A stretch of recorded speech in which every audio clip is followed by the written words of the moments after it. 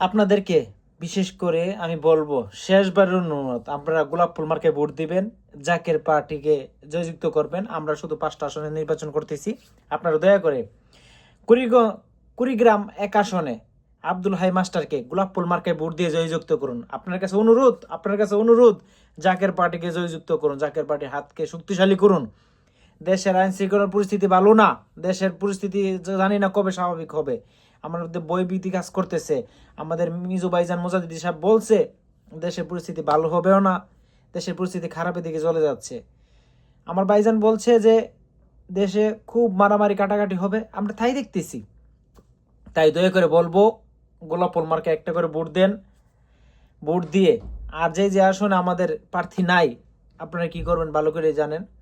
তবে বিশেষ করে দয়া করে যারা কুড়িগ্রাম 1 আসনে আছেন, কুড়িগ্রাম 1 আসনে আব্দুল হাই মাস্টারকে জয়যুক্ত করেন।